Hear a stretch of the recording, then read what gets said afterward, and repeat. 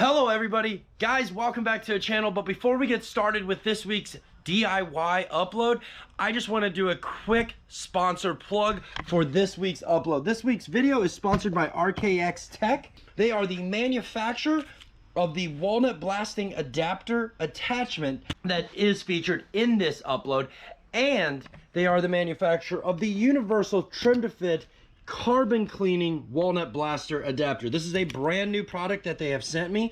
I have not had a chance to test this yet, but based on the quality and the abilities that this piece has, I can only imagine the applications that you could use this one for. Now, most people do not know, but any direct injected vehicle is going to require a carbon cleaning service because of the nature of design. There's no fuel washing the back of the valves. So RKX Tech has came up with this handy adapter so that you can do a carbon cleaning service on any vehicle that you might have. And they have done that by designing a piece that allows for it to be trimmed to fit whatever intake system you have. RKX Tech offers a wide range of parts and odd bits to service all of your European needs. So make sure to jump over there, check them out. Use the promo code RWDY, R-W-D-Y, and get yourself 11% off anything on their site. So with the sponsor plug out of the way, let's get on with this week's DIY. On this upload, I'm gonna show you how to do a carbon cleaning service on your Volkswagen GTI while saving a ton of money doing it yourself. So let's dive straight into it.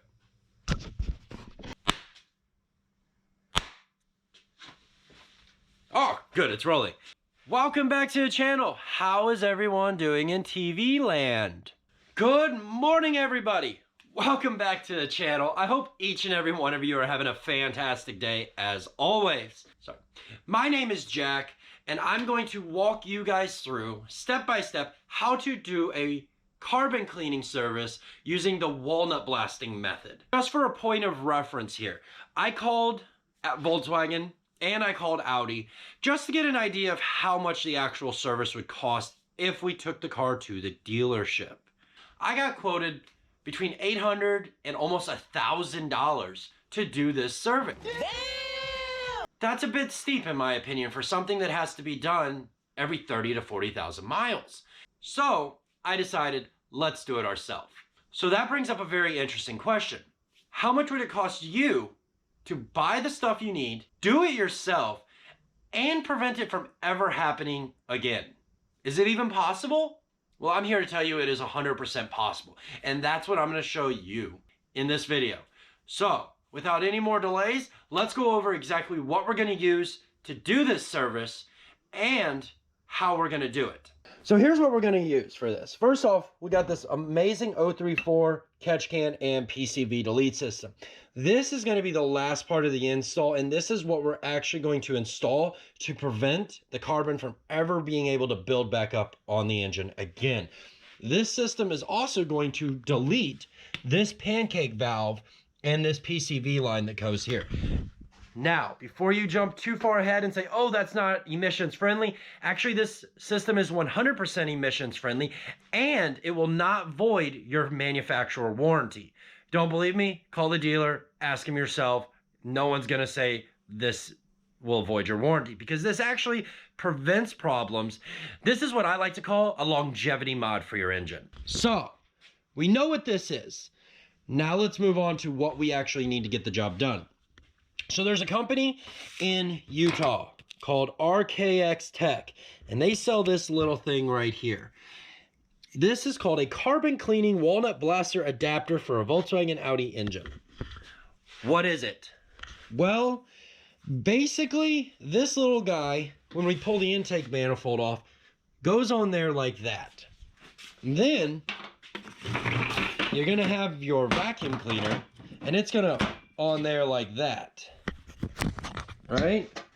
Then you're gonna take this guy and you're gonna shove it into that hole right there and go shh, while spraying out of it walnut shells, while sucking all the extra out of the system. All the carbon buildup that's on your intake valves while we're doing it. Pretty simple, right? It's actually a very simple process. Meanwhile, the dealer wants to charge you between $800 and $1,000 to do this service, which I don't blame them. I get it. Like, I really do. I have lots of friends who work at a car dealer, work at new car stores, and I get the reason for the price point. It's a technical service. They've got to remove a whole bunch of stuff. It does take a while, but for some of us, it's not worth it when we know we can do it ourselves, and I know I can teach you how to do it as well. So here's the $1 million question.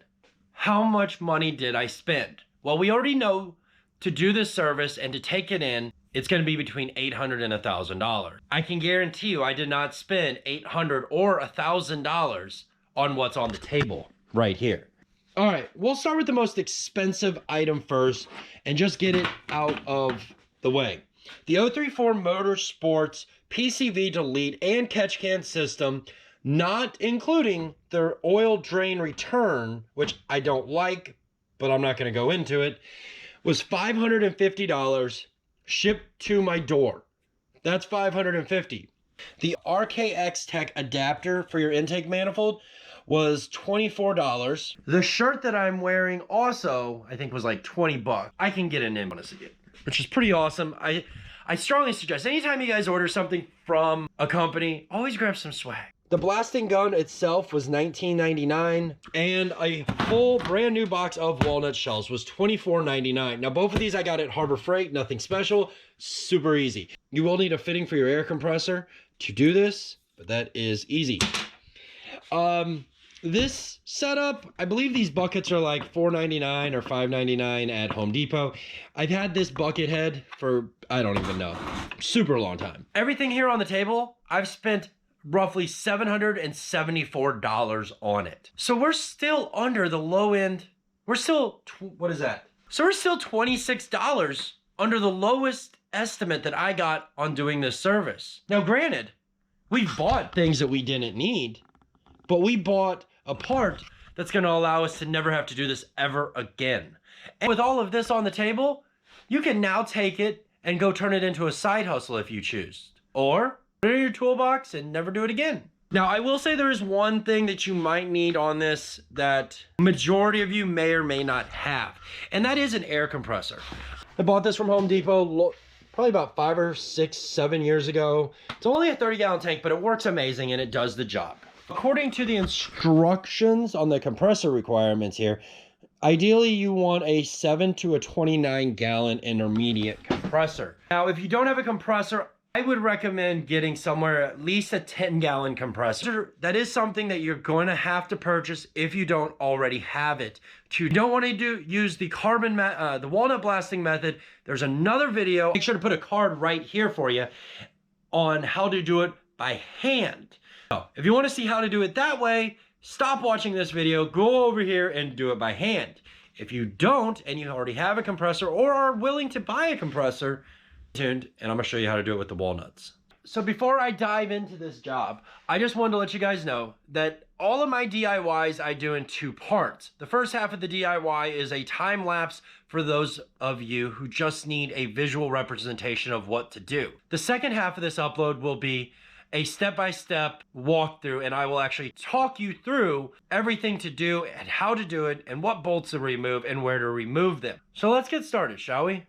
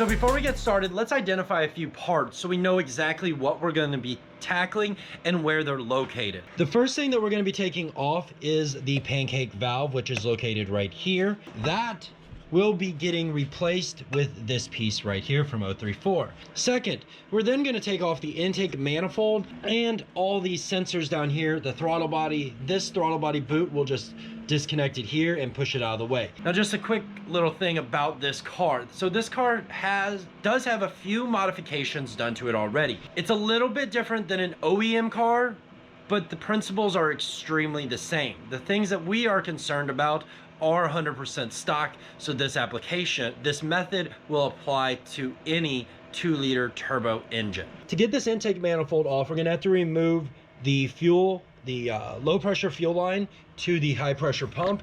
We're gonna have to remove this line and a handful of sensors and plugs that are attached. Now there is one particular sensor you're gonna wanna be super careful about, and that one is located right down there next to the oil filter. Now you do not have to get a new oil filter to do this job, nor are we going to replace the oil filter, but we will be removing the oil filter at a certain point to give us better access. So now that we know where everything is at, let's dive into this and get started with it. All right, so to get started here, we need to remove this upper intake pipe here. Just squeeze and pull. Squeeze and pull, and just set this off to the side. Now we're going to want to remove this hose clamp right here. So you're going to want to remove this hose clamp off of the high pressure pump. Now this might be kind of stuck. Take your pliers, let's get that little squeeze and twist it. And that should break the seal. There we go. Same thing up here. Now you want to be careful with some of these because you don't want to crack the plastic. We're going to just disconnect the throttle IAT sensor. Then you want to disconnect the throttle body. Plugs, remember, I've said this before in some of my other videos. In order to get these off, you push them in, push the tab down, and then pull out. We need to remove this vacuum line located right here on the side of the intake manifold. And then there's a evap line right here on the top of the intake manifold. We're just going to squeeze it and separate. Just kind of let that hang loose right there for the time being. If you want to get it all the way out of the way, you can pull that little tab right there. We're gonna have to remove the coil packs anyways, so let's just go ahead and do that so we can get this line out of the way.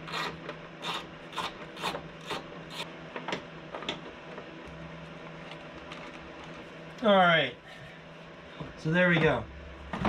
And there we have the and that's how you remove the API cold air intake.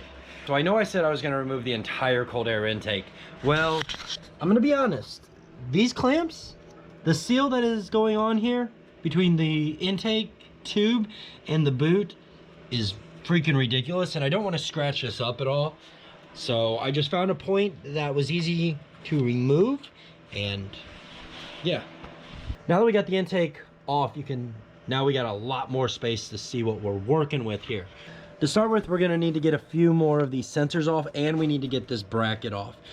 All right, well, we gotta remove this bracket that goes on the bottom of the intake so we have better access to the bolt on the back of the throttle body. So both of those screws are T30s. Now what I suggest everyone does, just to keep things in order, is go ahead and put your screws back in your holes and just put them in by hand tight. Help kind of keep everything organized, so that way you don't accidentally lose something. And now we can just pop that harness out of that bracket. So you're gonna have another T30 bolt that's gonna be located right underneath there, going up into the intake manifold.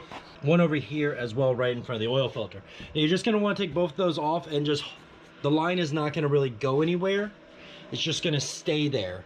But it needs to be loose so that the intake manifold can slide up and off of them. All right, guys, so this next part is a little bit more difficult. Not the end of the world, though. So we need a 17mm wrench. What we need to do is we need to get the high pressure fuel line off. One end of it's there, and the other end of it is right down there. Hold on, let's get you guys some more light. What's the point of doing a DIY or a how-to if you can't see what someone's doing, right? Light. All right, snake your 17mm down in there.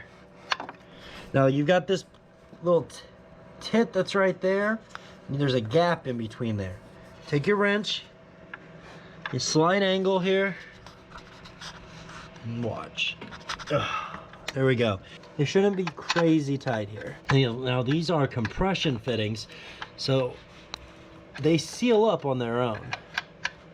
Now some gasoline is going to come out of here, do not worry, but I would not suggest lighting a match around it. Then you're going to want to take this T30 out. Just put that screw right back in that hole. Get your hand down here, take that line off, and now you should just be able to snake it out.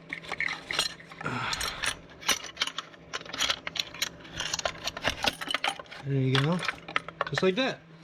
So there you go. Now your high pressure rail is disconnected. We're gonna set that off to the side as well. All right, so the next thing we're gonna go ahead and remove this rail off the top of here. Just not because we have to, but more so just to give us a little bit more clearance to get to the remaining bolts. Now we're gonna have to remove the throttle body, but before we can remove the throttle body, we're gonna have to take off throttle body boot. Now typically you might have just a factory hose clamp down there, which would be an 8mm, but in this case it's an 11mm that we gotta remove. So now we got that loose, should just be able to give it a nice little wiggle here. Slide it right down off of there. Should. Doesn't mean it will be that easy.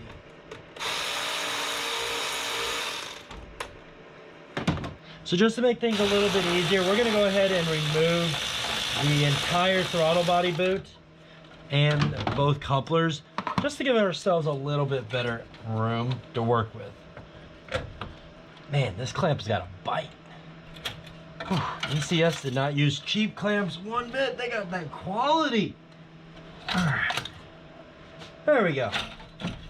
All right, guys, so at some point in time, the battery died on the GoPro while I was removing the throttle body. So got the throttle body out. You can see the 4 bolts that I was talking about that's right there. And also, just so you know, there's no way to put this on wrong, as that little pin that's right there is an orientation pin that you can hopefully see, and it's right there. So now that we got the throttle body out of the way, we do need to remove this 13mm bolt that's right here, and we need to start removing the Torx bolts that are right here, here, here, here. And then there's also a couple down here that we need to remove as well. So let's get those all off and we'll keep just chucking along. And yeah. So these are all going to be T30 bolts.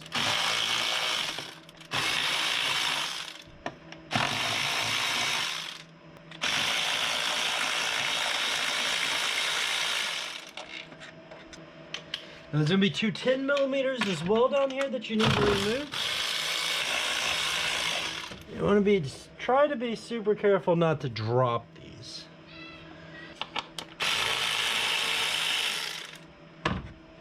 So just a quick little trick that you can use here. If you take 2 of your nuts and you thread them back on and then just torque them against each other, it's really easy to remove this stud that holds this evap line on.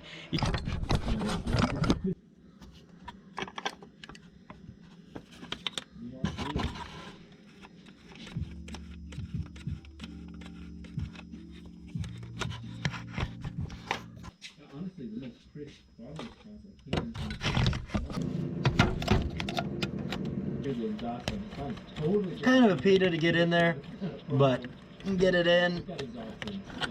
Just take an 8mm Allen. Now you should be using a full square on that. All right.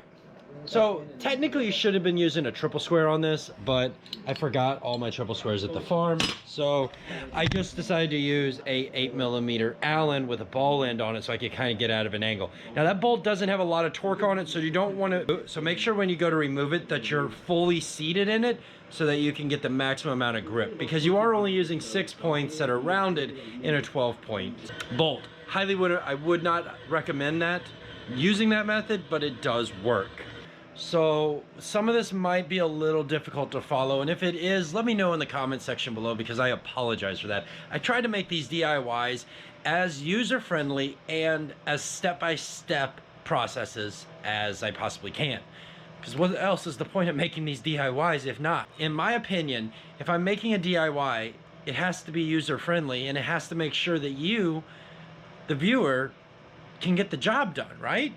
So every tidbit, every hardship, everything that I go through to get this done, I want to make sure that you guys know how to do. And we haven't even gotten to play with all the cool stuff on the bench. On that note, I had to stop real quick and run to Harbor Freight because I forgot to bring the right size oil filter wrench with me. No big deal. Harbor Freight is closer than my shop is, so I was like, you know what? We're just gonna go get it. And we got sidetracked on the way and got some Chick-fil-A. But I bought one of these oil filter wrench kits. Now this thing's like $14.99. If you plan accordingly and ahead, you could actually go on a handful of sites like FCP Euro, ECS Tuning, 034 Motorsports, or even Auto Parts Store, and you could pick up one of these cups like this. So basically this cup matches the contour of the oil filter, and then you just slide it down on there. I've already loosened this one up, so you just want to spin your oil filter up and off of there. You want to make sure that you put this back on before you start your car. Otherwise, you are going to have some issues. You shouldn't have any oil drain out of there. Should all just already be drained out of the filter and go straight down into the housing. All right, so now we have that sensor I was telling you guys about before. Let me get a better light here. I like to take a little flathead screwdriver and just grab the tip. There we go. Now I talked to you guys earlier in this video and told you about a sensor that's located on the side of the intake. That sensor's right down there. It is the intake runner position sensor. I'm not sure the exact technical name, but I think that's what it's called. That's a pretty important part of this system, and it's a super common part to break. So with all the carbon that builds up in the intake, that gunk can actually build up and cause the intake runners to break, which then in turn requires you to replace the intake manifold. So it's kind of a big deal. So here's the thing. You can't disconnect it because of the oil filter housing, but you can't remove it either because the oil filter's in the way. So right now we just need the oil filter removed so that we can get the intake manifold off. We've already got all the bolts out all across here, and we've got the two 10 millimeters on the bottom, and then the two additional T30s that are right here. Now the two T30 holes, there's one here, there's one right there, and then there's another one right there. The trick to using these holes, okay, you see how you can see the bolt, the hole at the very bottom of it, clear as day?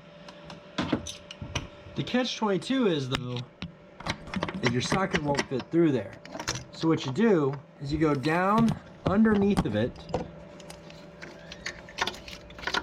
Move that out of the way. You go down and underneath of your intake, and then slide your extension up into the intake manifold. Okay? And that'll allow you easy access. Alright, since we went over all that stuff, now's the time to get the intake manifold off. So let's get this sucker out of here. We've got everything disconnected. It's ready to come out. The only thing that still should be connected is this sensor right here. And we disconnect it right now. Just get that disconnected. There we go. And we should be ready to pull the intake manifold. Now I am going to forewarn you, pulling the intake manifold is not going to just be an easy job. It's not just going to slide up and out of there.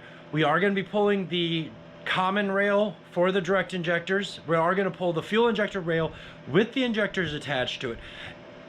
So it's going to be snug. You're going to have to possibly work it out, and you want to pull it out as evenly as possible. So it's not easy, but it's very doable, and it's going to be snug. So I'm going to just play this portion. So I know it's going to be a little difficult, but so this next little clip that we play, I'm literally just going to record it completely through, and however long it is, it's how long it is. But I want you to understand that it's real life. Like, it's kind of a glorified PETA to get out. So here we go.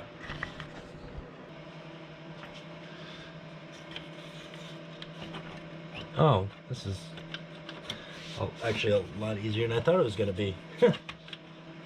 What did I leave connected that's causing tension?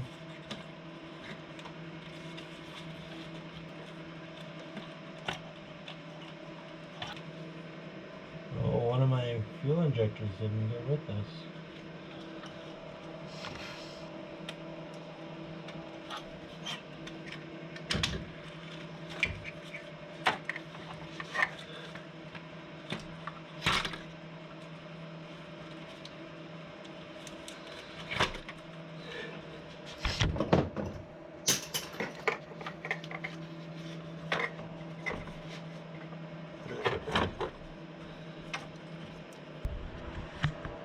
All right, so we got the intake manifold off.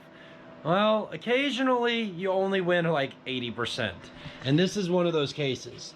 Occasionally this happens where one of the direct injectors gets stuck in the cylinder head. So it's not the end of the world that this happens, but it does kind of suck.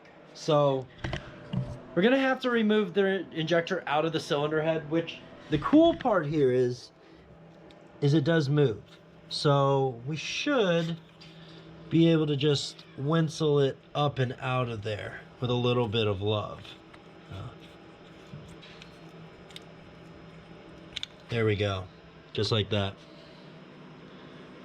Don't pry on it. You shouldn't have to pry on it. They do make a special tool for certain model direct injectors, but we got lucky here. Oh. Be really easy to just reinstall that. I'll show you how to do it, and we'll go ahead and get these all cleaned up. Now that, oh, these ones you don't actually have to disconnect. Huh. They made this one easier. That's got to be a face, I don't know. Anyway, all right, so I was definitely wrong about that. All right, so we're just gonna set the intake. Ooh. Now, before we get too far here, so these are the intake runners, the runner valves that I was talking about earlier. Those like to gum up as well. I like to use a direct injector GDI cleaner. It's in an aerosol can. I don't have any here with me right now, so I gotta go get some. And I'll show you guys how to clean those later on in the video. But now we get to get our first, now we get to take a look, now we get our first real look at the carbon buildup on the back of the intake valves. So once you got your intake manifold off, you're gonna see these little diaphragms in here, little like flappers or valves, I don't know what you wanna call them. Runners, we're gonna pull those all out. It should just pull right out. Ugh. Oh, that's disgusting. And you can see all that is carbon and sludge that's being recirculated in your engine because of the PCV system or the pancake valve, which we are going to delete. So this is being recycled into your engine. It's just disgusting, ain't it? Oh, yeah. Yeah. We're going to definitely have to clean those off. Oof, that one's really, look at that. Oh, that's so bad. Oh, yeah. All right, so let's take a look at what these valves look like. Woo! Yeah. Definitely not the best in the world. I've seen worse. I've definitely seen worse, way worse. But they are not pretty. Oh, that one's got freaking things, boogers hanging from it. Look at that. Look at that. That's got boogers in there. Yeah, can you guys see that? I hope you can see that. There's a full-blown booger hanging from the top of the intake chamber down next to the valve. That's wild. Okay, so this is a good opportunity to just explain to you guys. So there's a check engine light that also comes on for a really bad case of intake valve carbon, and it's a cold start idle misfire code that could populate. This car happened to not have it yet, but it was giving some really bad MPG problems, and the customer was bringing it in. He was told to put fuel injectors in it. This car doesn't need fuel injectors. It runs good. its sole problem is it's got excessive carbon buildup.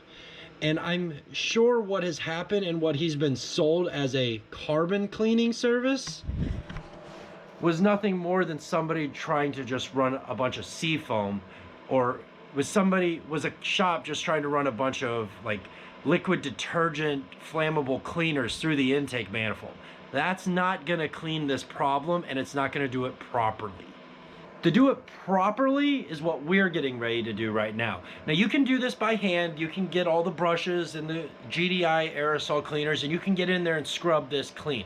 I did that exact process in this video that I'll post up right here. What we're gonna do now is the walnut blasting method to clean all of that crap out of there. So let's get set up for that, and I'll walk you guys through the process of how to do it. All right, now that we got everything all taken apart, we got the intake manifold off, we've got all the runners out of the cylinder head. I'm just gonna be frank, it's like 9 o'clock at night almost. To be exact, it's 8:48, and I got kids, so I cannot run the air compressor at 9 o'clock at night. I will be shot on multiple levels, and I'll have screaming children. So what we're gonna do instead, and then we're gonna call it an evening, and I'll put my hand over the camera and I'll come back, and we'll have a tomorrow caption here. I'm gonna go ahead and install the 034 Motorsports PCV delete. That way it's done and out of the way.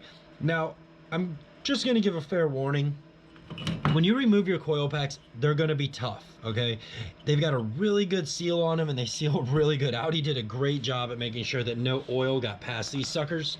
So those are kind of a PETA to get out, and it's gonna take some winseling. But to remove this pancake valve, it's very simple. You need to take this Torx bit out, this one, this one, this one, this one, this one, this one, this one, this one, this one, and that one right there. All out. And it's gonna come out in 2 pieces. This half's gonna come out, and then this piece is gonna slide out. That piece right there is gonna end up getting reinstalled back into the 034 Motorsports adapter. And they're also gonna give you brand new hardware to install it with. I'm gonna tell you ahead of time, do not crank these things down. They only need I think it's like 18 foot-pounds of torque, not even. You're just gonna wanna snug these guys up nice and tight, but not Hercules tight, if that makes sense. So let's get it installed real quick and get this done.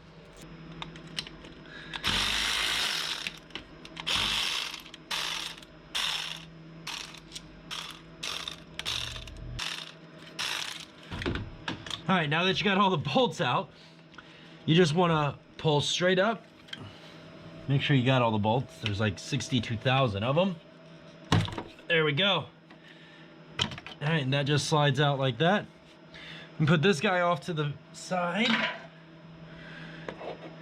Take your new one. There we go. There we go. Perfect. And you just want to snug them all up.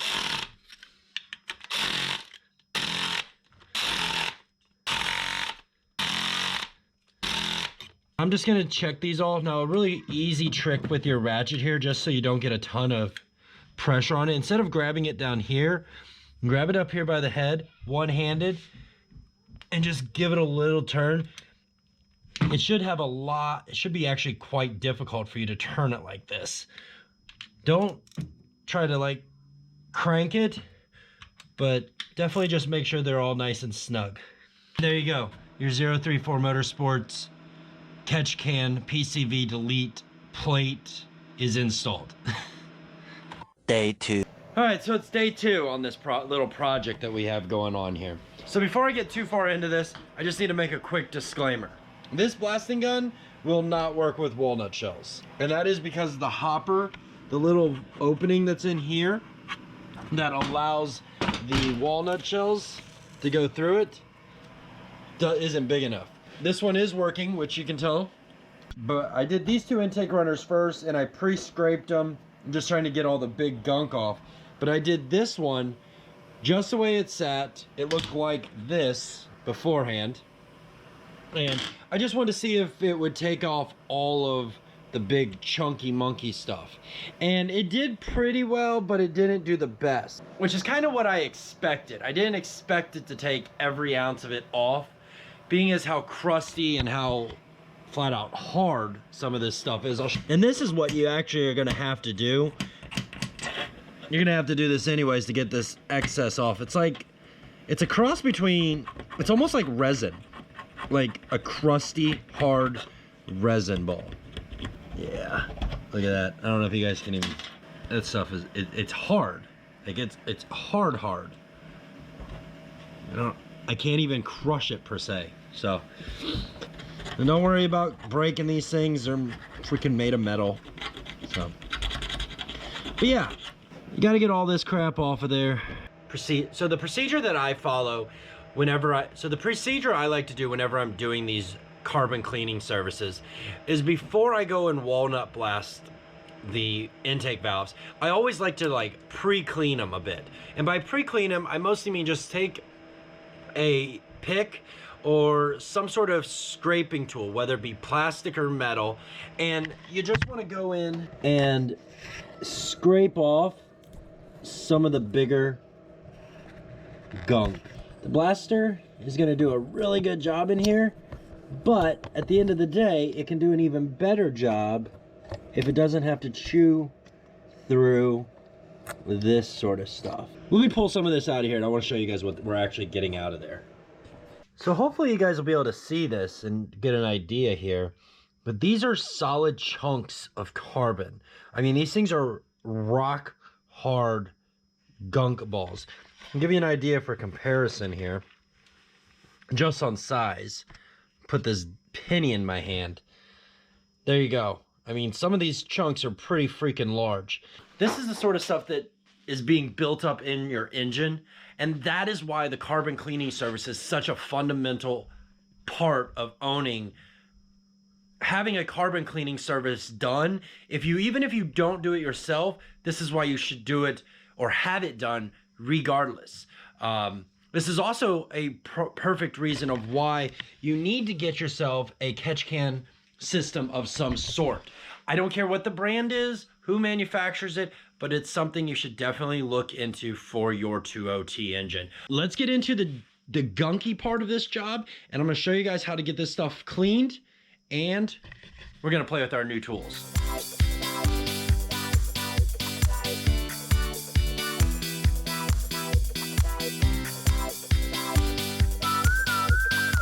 All right, guys, well, we are back. So today's Valentine's Day. Yesterday I wasn't feeling that great, which was Saturday, and then Friday. That's when I last turned the camera on. So probably seen the 2 days later meme. And yeah, this is where we're at. So full disclosure here, I already cleaned one cylinder using our blasters. And so far, I'm 50-50 on it. The whole point of this video is to see if we can do this same service cheaper than the dealer. Even if I didn't get the catch can, okay? I'm 24, 20. Where's it at? Like 23, right? I'm still way less than the dealer on this service. Even though I've bought 2 different blasters. And here, I'm not even saying you need 2 different media blasters. I just don't like how this one fits. I'm gonna be honest, it fits like shit. Like, you get the line in there and I got no room. Same thing with this one. You get the line in there, whoa, and I got no room. So, for me right now, I'm trying to figure out which one's the best one to use on this. Here, let's just be honest. If I do it and spend my money on it, you guys don't have to, and get frustrated and give up. Where I just got really good patience, and I'm gonna go buy the 3rd type of media blaster that you can use with this, and we're gonna see if we can make it happen. So I'm back from Harbor Freight, got a couple things. I got one of these little guys so we can try it on there, just see if that helps. Also got one of these little guys as a swivel attachment. Maybe that'll help me get the gun in there without the line being in my way. And I got another end but more importantly, we got another blaster. Now, this blaster is a bucket blaster. This method has been, like, by design, has been being used forever. Like, I've seen kits like, I'm sure this has been being done since air compressors have been invented, I'm guessing. So this method only uses a 1 horsepower compressor. It says right there, it says it removes rust, paint, graffiti, corrosion, and scale, and can be used with pecans. Well, I'm sure pecans are walnuts. So we're gonna give it a shot and see which method ultimately works the best. That one's closed, that one's closed, that one's closed, that one, the valves are opening. I'm gonna tell you this before you try to do this, and before I show any of you guys how to actually walnut blast your intake valves. Make sure your valves are closed. You don't want to get this walnut material down inside your engine. Would it be the end of the world? Would it be the end of the world? Yes, if you didn't try to get it out. No, if you get it out. Ultimately, a certain volume of these walnut shells can go through the engine, and they're soft enough that it's not going to hurt anything. I say that, but full disclaimer, don't fill your engine with walnut shells and expect it to not do some damage. Shit would get real really, really fast. Full disclosure.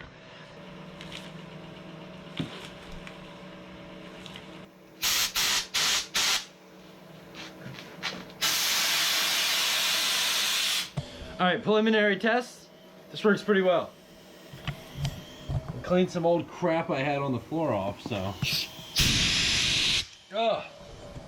Yeah, give it a shot. Oh, being in your own head sometimes in the garage is getting funny places, people. You're getting funny places. So, all right, I'm gonna get set up and we're gonna go through this and see how well this method works.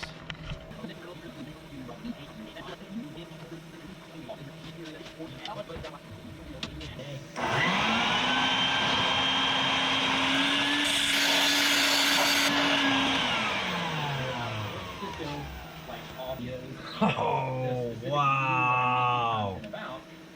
Wow, look down in there. Oh, look at that. Guys, that is already 10 times cleaner. I know it's hard to see. I'm gonna take a picture of it so you guys can check it out. That is 10 times cleaner. Like, that is ridiculous. So, basically the process there is pretty self-explanatory. So in order to do this, you wanna have your vacuum set up.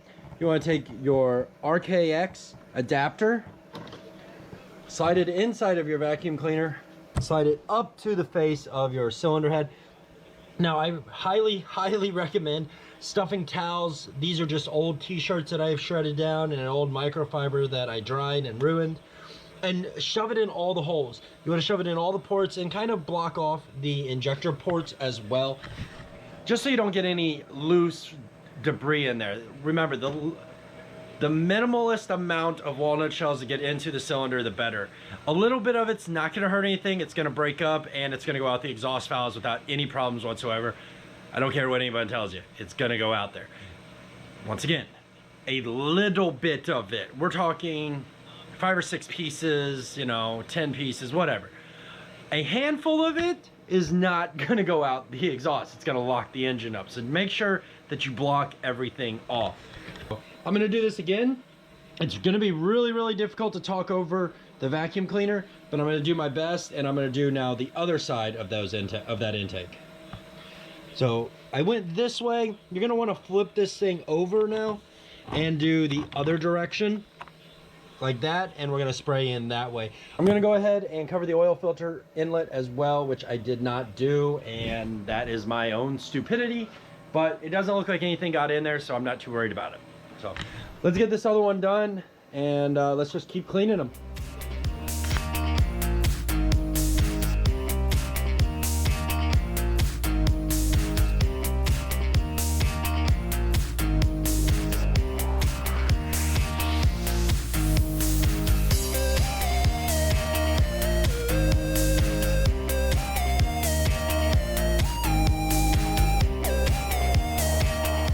That method is working exceptionally well.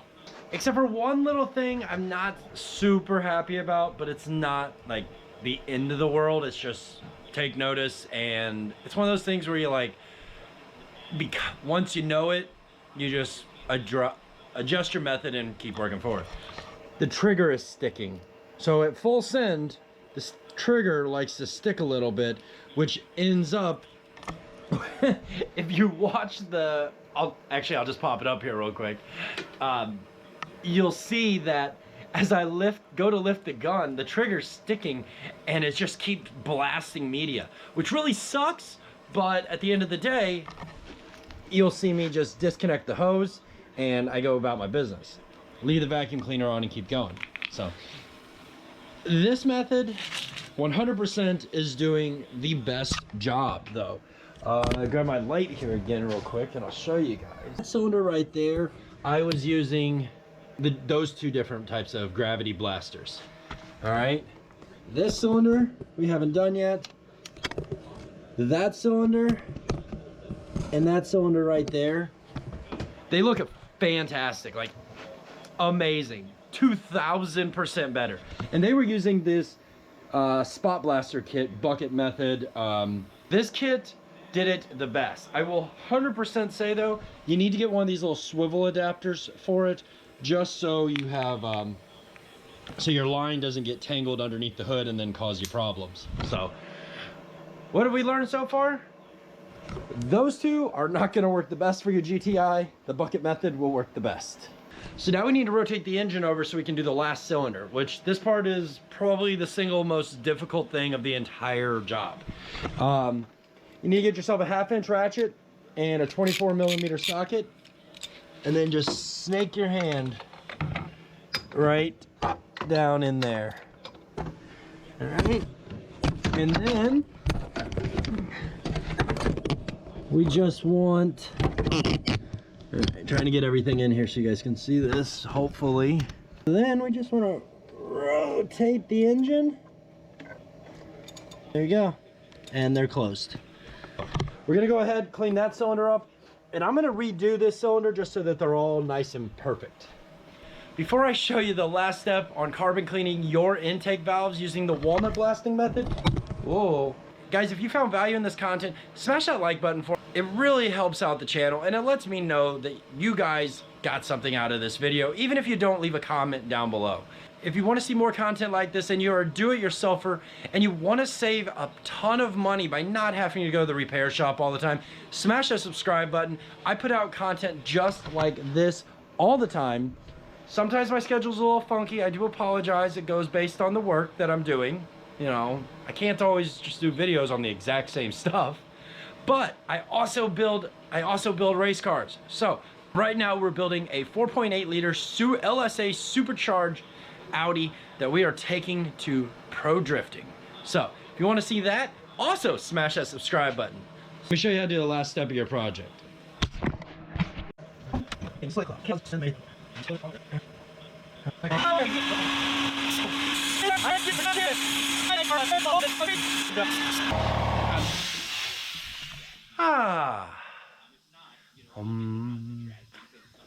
Earlier in this video, I had one of the injectors stick and it didn't want to come out. It stuck in the head, right? So these injectors are super easy to put back in. Unlike injectors of the old where they got a little clip on them, these ones, the clip is actually held in there, is on there to keep keep pressure against the intake manifold. So all you gotta do with these is put this little thing on there like that, and then slide it back in and plug your connector back in, and your intake's done and you can put it back on the car. It's pretty easy to do, nothing too difficult. So yeah, now I just got to put everything back together. So I'm gonna set the camera down. This part I'm gonna go back to a laps for because I've already showed you guys how to take it off. So now you just got to put it back on and put everything together and we can install the catch can. So if this is the point of the video where you decide to stop, well, thanks for watching. Please smash that like button for me if you found value in this, and I'm gonna keep going.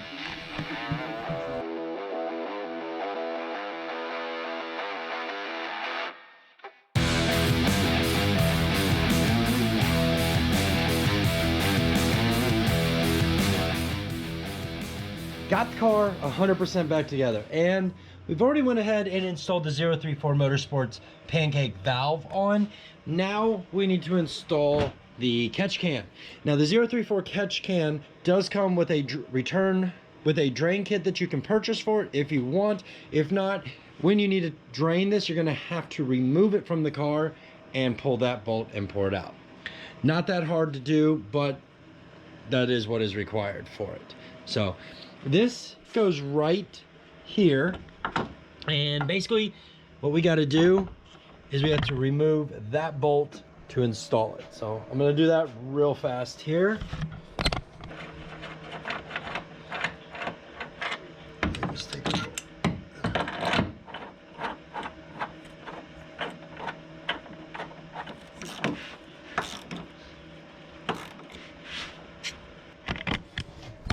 And boom, that's that. So the cool thing about this one is it's got a dipstick right here. So you can pull this little guy out and see how full it is.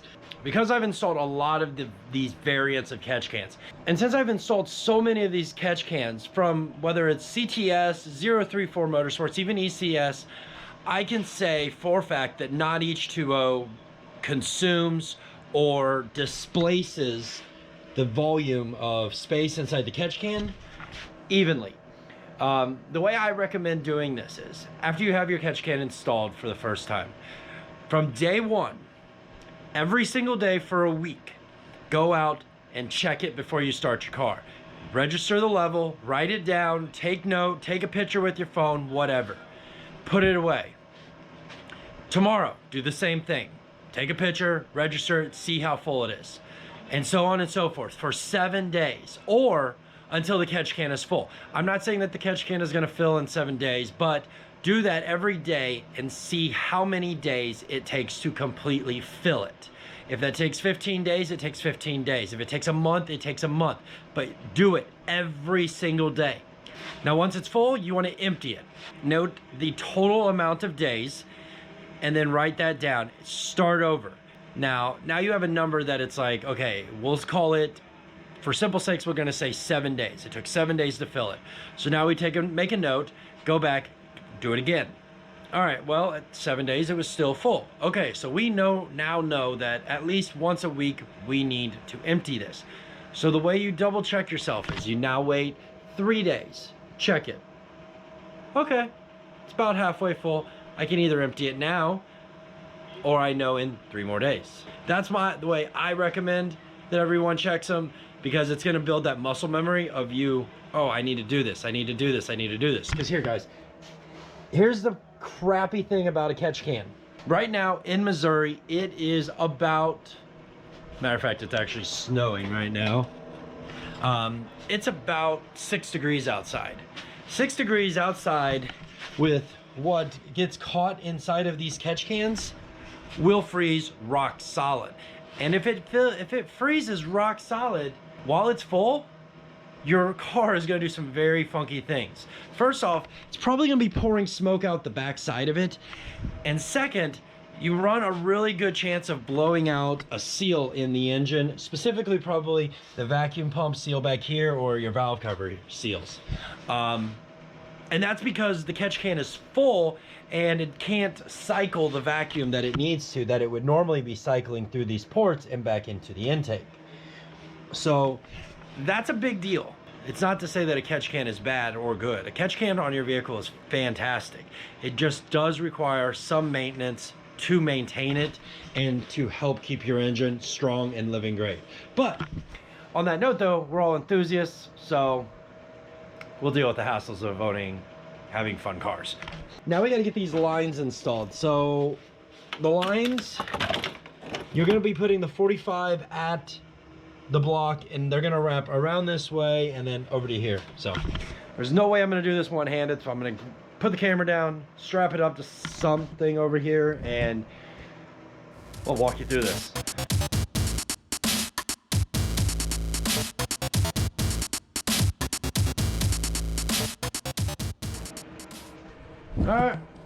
All right, well, there you go. That's how you install a 034 Motorsports PCV delete, and that's how you walnut blast your 2.0T for cheaper than the dealer. So now let's see if it starts.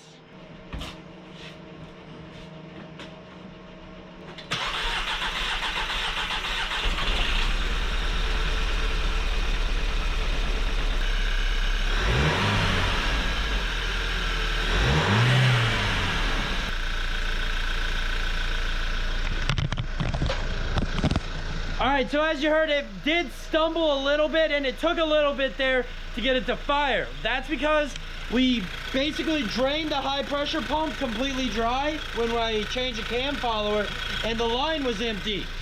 Along with that, you notice that the car stumbled about a little bit at the beginning there. We never cleared the dash, and we never cleared the ECM's memory. So the last time the car ran, it was choking on itself, seeing all that old carbon and crud that we just cleaned out of there. So if it stumbles around for a little bit, blinks a check engine light at you just for a second, but ultimately it's running smooth, ignore it. There's probably nothing wrong. Get out, make sure you're not leaking any fluids or anything like that. And guys, fantastic job. I'm Audi, and I'll see you on the next one. Thanks for watching. Oh, and that's still the best part. That's still the best tool for the job. Guys, thanks for watching. That's all I got. That's all the time we got for this one. I hope you enjoyed it. If you found value in this video, make sure to smash that like button for me. And if you want to see more content just like this, you know what to do there too. Smash that subscribe button. Guys, I'm Audi. Peace. I'll see you on the next one. 2 more videos here that you might like. Please, if you want. There's 2 more videos right here that you might like. Make sure to check them out. One right there and one right there.